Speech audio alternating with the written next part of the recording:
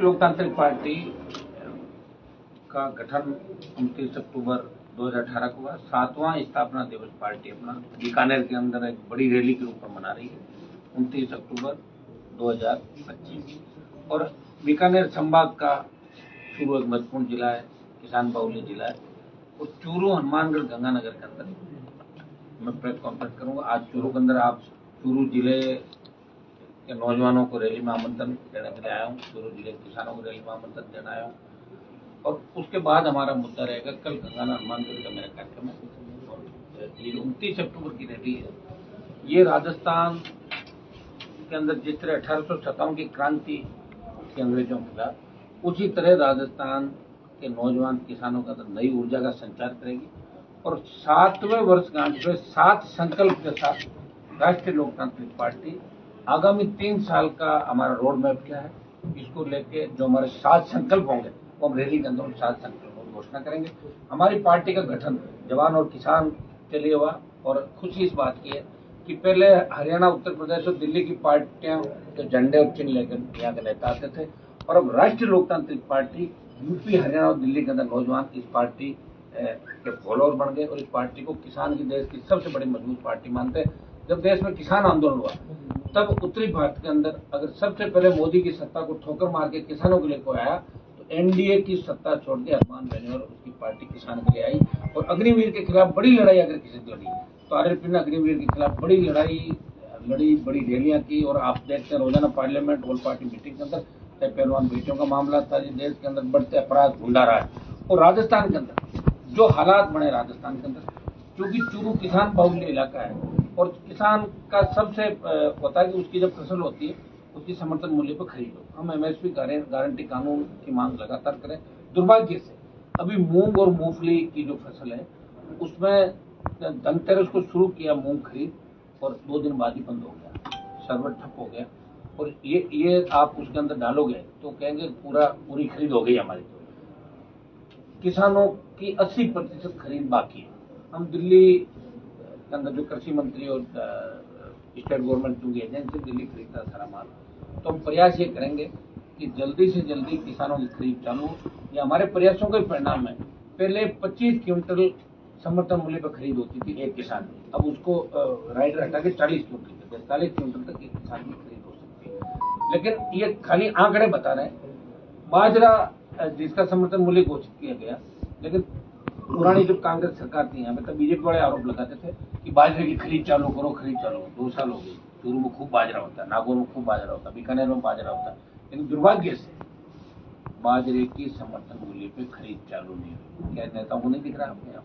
क्या दूसरे नेताओं को? तब क्या बीजेपी जिन मुद्दों को लेकर सत्ता में आई भूल गई उन मुद्दों को? एसआई भर्ती का मामला आप बताइए, बीजेपी जोर शोर से कहती पेपर लीक हो रहा है, ये हो रहा है, वो हो रहा है। 127 दिन के लंबे संघर्ष के बाद भर्ती रद्द हुई। हम फिर एक प्रयास करें, अगर कोर्ट से मामला दूसरी तरफ जाता है तो हम दिल्ली के घेराव का हमने क्या रखा है और उसके अंदर भी हम हमारी बात पे अडिग है। और हम कोशिश ये करते हैं कि जवान किसान को उसका हक मिले, अधिकार मिले। और दूसरा, फसल बीमा जिस तरह कंपनियां घोटाले करके जा रही है, प्रीमियम ले लेती है और फसल बीमा का ये आपका भुगतान है वो क्लेम वापिस नहीं मिलता। इसके लिए भी कोई बड़ी लड़ाई नहीं लड़ी जा रही है। और ज्यादातर नेताओं को मैंने कंपनियों की दलाली करते हुए और बाहर के जो भी प्लांट आ रहे हैं, फैक्ट्रियां आ रही है, इनके मुनीम बनकर राजस्थान के नेता घूम रहे हैं। ये प्रदेश का दुर्भाग्य है, ये प्रदेश का दुर्भाग्य है। और आप यूरिया, बीज और डीएपी की बात करोगे तो कृषि मंत्री ने बड़े छापे मारे, बहुत अखबार में छपे। हुआ क्या? लोगों ने खाद ही नहीं खरीदा। लोगों ने नकली असली कौन सा है, या तो वो पहले तय करते ये नकली असली है तो खाद नहीं डाला लोगों ने, और छापे तो मार दिए। लेकिन छापे मारने के बाद कितने लोग क्या किया, ये खरीद क्यों नहीं हो रही है, क्या नहीं हो रहा? आप तो पूरे राजस्थान में घूमे थे, राजस्थान में नई सरकार आप बनाने जा रहे हो तो आपने पूरे दौरे भी किए, लेकिन अब ठंड हो गई।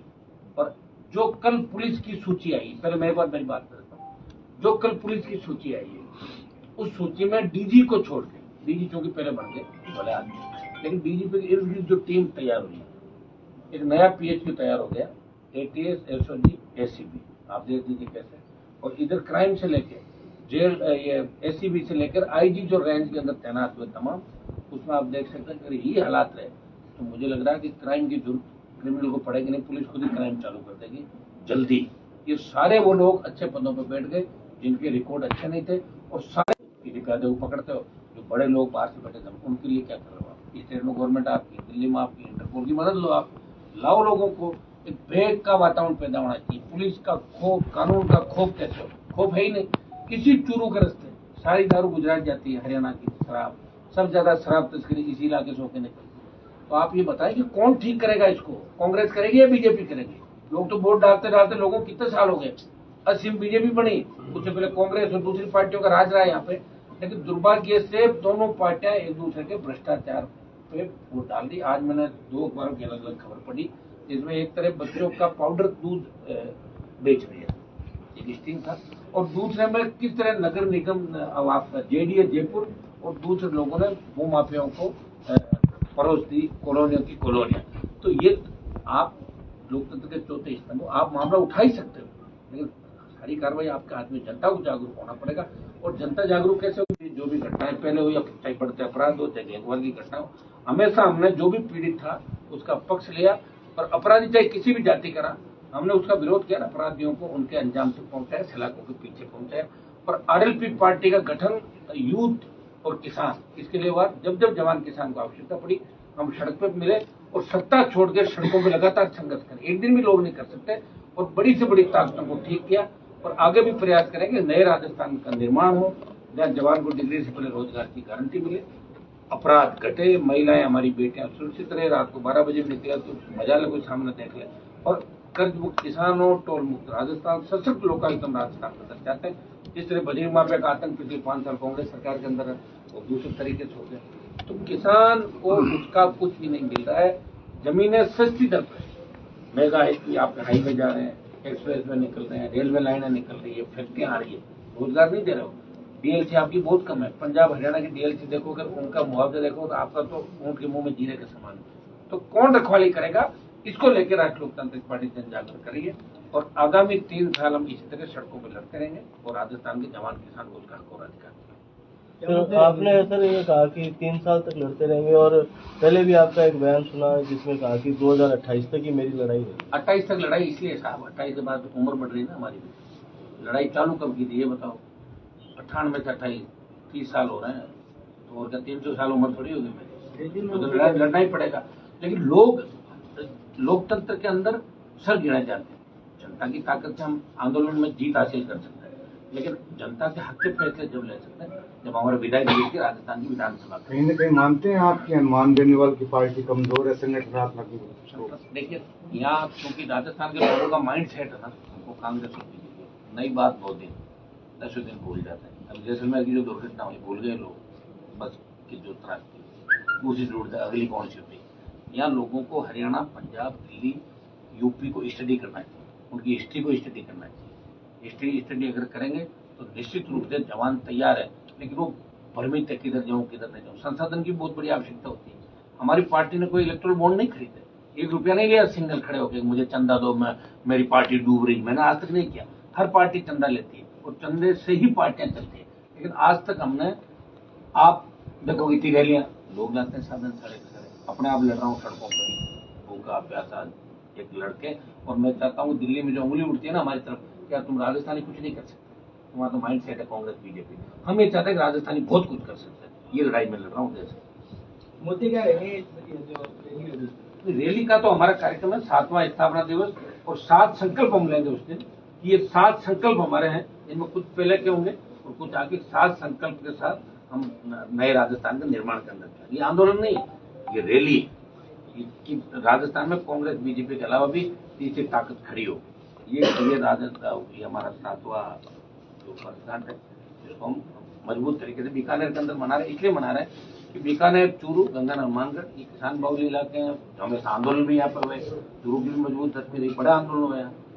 सामंतवाद के खिलाफ भी आंदोलन हुआ, जागीरदारी प्रथा के खिलाफ आंदोलन हुआ, वो से आंदोलन, किसान आंदोलन यहाँ पे हुए। दुर्भाग्य से चूरू के अंदर जिन बात हर सरकार करती, हम जो ये आपकी हरियाणा से पानी आ रहा हो, दूसरा पानी आ रहा हो, लेकिन हो क्या रहा है? कुछ भी नहीं हुआ। नहीं तो सिंचाई क्षेत्र बढ़ रहा है, योजनाएं सब कागजों बंद हो जाती है। एक बार ये आते हैं, एक बार वो आते हैं, और फिर एक बार गले मिलते हैं, इनको देखते हो साथ। और अशोक गहलोत का ये कहना कि मुझे पंडित भजनलाल जी शूट करता है, इससे एक पहले गहलोत वसुंधरा मिले हुए थे, और पुलिस की सूची आने के बाद हो गया कि अशोक गहलोत और भजन लाल मिला, वही सूची सारी तय हुई। छोटे छोटे इलाकों में भी अब फिरौती की फोन आने लगे बाहर से, किसी के लिए कोई लगाम नहीं है। तो मुझे एक बात तो बताओ, लगाम लगाएगा कौन? आप बताओ, चलो आप आवाज उठा लोगे अखबार वाले।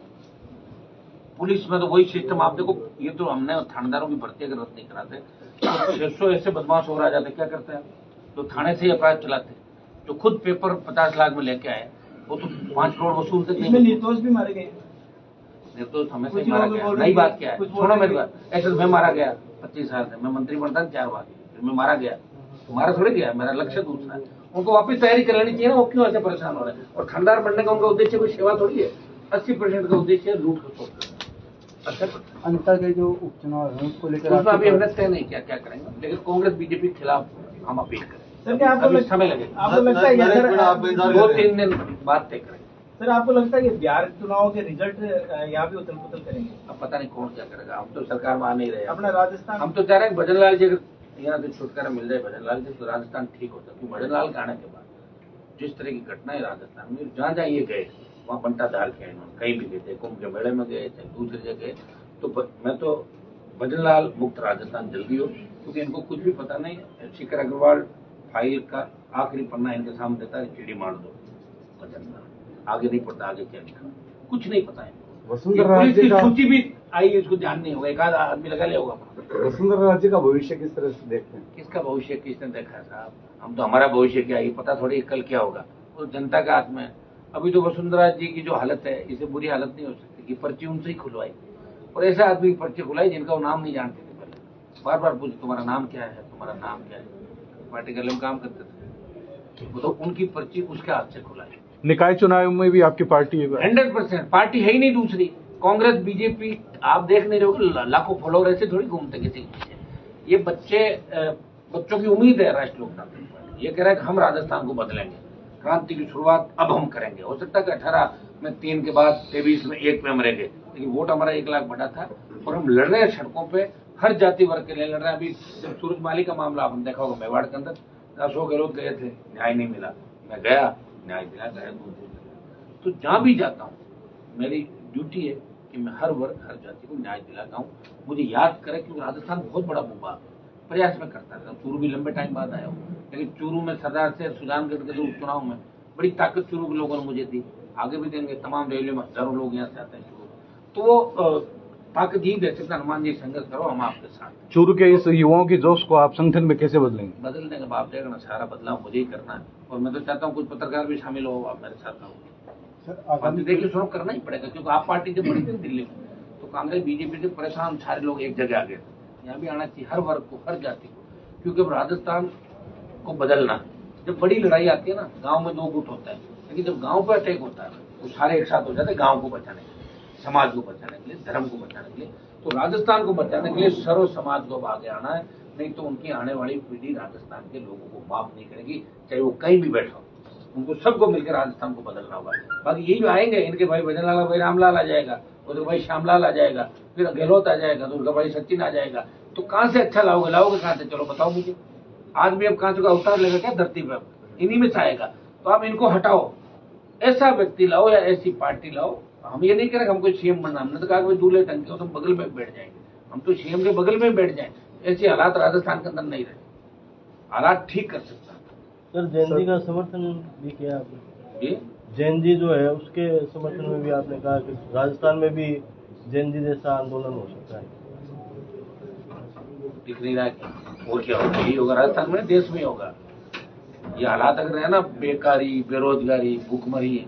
और देखिए एक जमाना था कि आदमी विरोधी से आदमी को खतरा होता था, आजकल विरोधी से खतरा खत्म हो गया। बगल में बैठा ना कोई वार करता है, होगा कुछ न कुछ बदलाव के लिए। तो आप देखिए ये तो मानव प्रवृत्ति है, और प्रकृति भी अपना स्वरूप समय समय बदलती रहती है।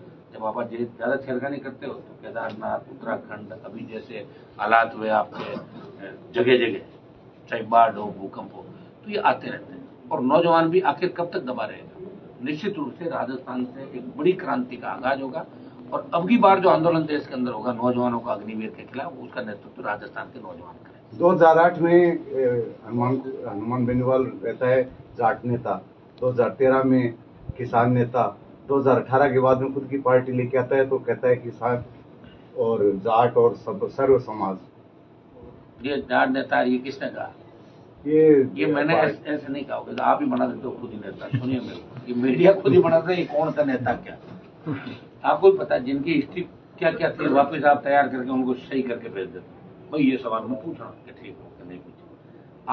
आप देखिए, एक ही मैं वही हूँ एक पीड़ित शोषित, जैसे सरकारों की पीड़ा भी भोगी, सरकारों से लड़ा, मेरे समाज के माफियाओं से लड़ा, दूसरे समाज के माफियाओं गुंडों से लड़ा, लड़ते जवानों को लड़ना सिखा दिया। पहले राजस्थान में हेड कांस्टेबल ज्ञापन लेते थे, अब एसपी आईजी दीदी सड़कों में डोलता है। ये वही राजस्थान है, हनुमान बेनीवाल ने तैयार किया इस राजस्थान में। आने वाला समय हमारा है। और देखिए, दो जातियां जब तक यहाँ आपने यूपी, बिहार, बंगाल, तमाम साउथ के अंदर देखिए, दो तीन जातियां साथ हुई और बड़ी जातियां खुल के आई पार्टियों के खिलाफ। पहले तो कांग्रेस का ही राज था एक तरफा, कांग्रेस से तो लोग अलग हुए थे।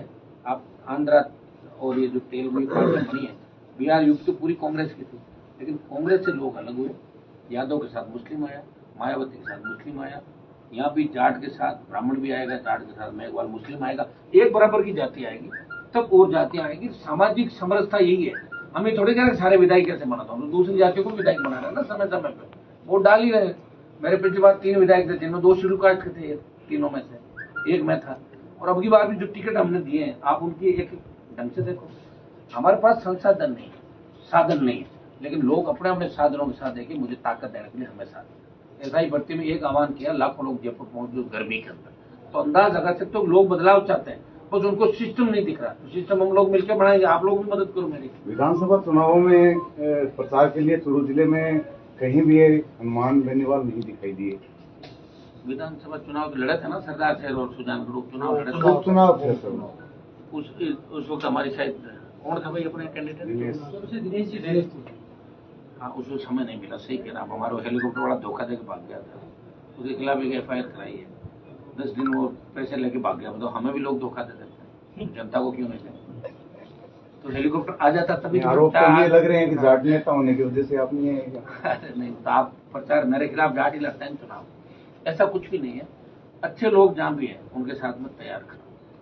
और अभी हाल ही में आपने बयान भी दिया कि जाटों ने हमला करवाया मेरे को। कब करवाया? कहीं वो तो बाड़मेर का, बाड़मेर का हुआ था, वो हरीश ने करवाया था, वो पुरानी बात। मुझे 50 लाख मेरा हमले में कुछ नहीं बिगड़ा, कांच फूटा था गाड़ी का। बीकानेर 50 लाख पूरी हो क्या 50 लाख? ऐसे क्या करना, 50 लाख कहाँ से हो जाएगी? अच्छा होगा, लेकिन कार्यक्रम अच्छा होगा बीकानेर सर, आगामी आप लोगों को सेवा। जब आगामी चुनाव में सर, यानी कि चूरू जिले में आपकी पार्टी प्रत्येक सीट पर लड़ेगी। आप पंचायत चुनाव में हो जाएगा ना शुरू, जब पंचायत चुनाव पूरे लड़ लेंगे तो फिर पूरे अपना भी लड़ लेंगे। तो पंचायत चुनाव टेलर है, पिक्चर बाकी है। सर, आप NDA में रहे, उसके बाद में इंडियन अलायंस में आपने इंडिया वालों का बेचारों खाता खुला दिया, कांग्रेस खाता नहीं खुला 10 साल से। राहुल गांधी मुझे धोखा दिया उन्होंने, बाड़मेर में मेरा कैंडिडेट लेके भाग गए लोग। अभी केवसर में बीजेपी से हाथ मिला लिया उपचुनाव के अंदर। मरी कांग्रेस है राजस्थान में। राहुल गांधी को किस तरह से लेते हैं राजनीति में? मेरा नेता नहीं राहुल गांधी, सुन लो मेरी। इंडिया अलायंस है, मेरा लीडर नहीं वो। हम बीजेपी के खिलाफ एक इंडिया अलायंस है, इस अलायंस में सारे लोग एक दूसरे की मदद करते हैं जहाँ भी मौका लगता है।